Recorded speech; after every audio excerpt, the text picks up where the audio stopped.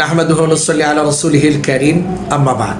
সুপ্রিয় দর্শক, আজ আলোচনা করব অনেক সময় অসতর্কতার কারণে হাত থেকে কোরআন পড়ে যায়, অথবা কোরআনকে একটা জায়গা থেকে অন্য জায়গায় রাখতে গিয়ে, স্থানান্তর করতে গিয়ে অসতর্কতার কারণে কিংবা ভুলবশত কোরআন যদি হাত থেকে পড়ে যায়, এক্ষেত্রে কি করণীয়?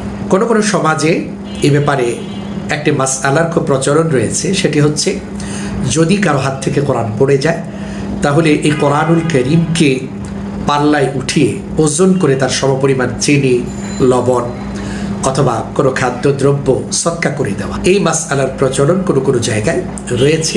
ইসলামী দৃষ্টিকোণ থেকে এর যৌক্তিকতা কতটুকু? সুপ্রিয় দর্শক শ্রোতা, আসলে মহাগ্রন্থ আল কোরআন অত্যন্ত সম্মানিত একটি কিতাব। কোরআনের প্রতি মহাব্বত প্রতিটি মুসলমানের হৃদয়ে রয়েছে। অতএব আমরা যখন কোরআন পড়ব, কোরআনকে ধরব এবং প্রয়োজন বোধে এক জায়গা থেকে অন্য জায়গায় কোরআনকে স্থানান্তর করব, তখন অত্যন্ত সতর্কতার সাথে এ কাজটি করা উচিত এবং অবশ্যই অজুর সাথে এটি করা উচিত।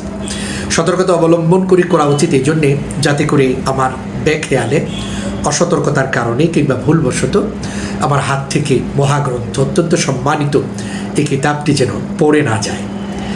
তারপরেও যদি ভুলবশত, অসতর্কতার কারণে, বেখেয়ালে কারো হাত থেকে কোরআনুল কারীম পড়ে যায়, তাহলে এর জন্য আপনি মোটেও কোনো গুনাহগার হবেন না। কারণ নবী করিম সাল্লাল্লাহু আলাইহি ওয়াসাল্লাম বলেছেন, রফিআ আন উম্মতি আল খাতাউ ওয়ান নিসিয়ান। ভুলবশত এবং ভুলে যাওয়ার কারণে যে অপরাধগুলো হয়ে থাকে, নবী করিম সাল্লাল্লাহু আলাইহি ওয়াসাল্লাম বলেছেন, আমার উম্মতের মধ্য থেকে এই গুনাহগুলোকে ক্ষমা করে দেওয়া হয়েছে। অতএব অসতর্কতার কারণে, বেখেয়ালে কারো হাত থেকে যদি কোরআনুল কারীম পড়ে যায়, তাহলে বড় ধরনের গুনাহ হবে, বিষয়টা কিন্তু এমন না।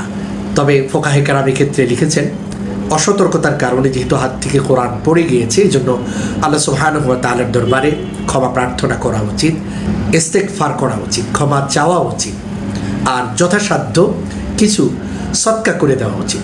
কিন্তু এই বিষয়টি সম্পূর্ণ ভুল যে কোরআনুল কারীমকে ওজন করে তার সমপরিমাণ খাদ্যদ্রব্য, চিনি, লবণ, আটা, গম ইত্যাদি সদকা করা, এই ব্যাপারে সুস্পষ্ট কোনো প্রমাণ কোরআন এবং হাদিসের কোথাও নেই।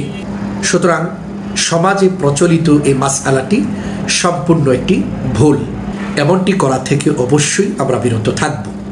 বরং আমি বলবো, আপনি কোরআনকে ওজন করে তার সমপরিমাণ খাদ্যদ্রব্য সদকা করার জন্যে আপনি যখন পাল্লায় কোরআনকে উঠাবেন, একটু ভেবে দেখুন, কোরআনকে পাল্লায় তুলে এটাকে ওজন করা, এটা কি কোরআনের প্রতি সম্মান প্রদর্শন করা হলো?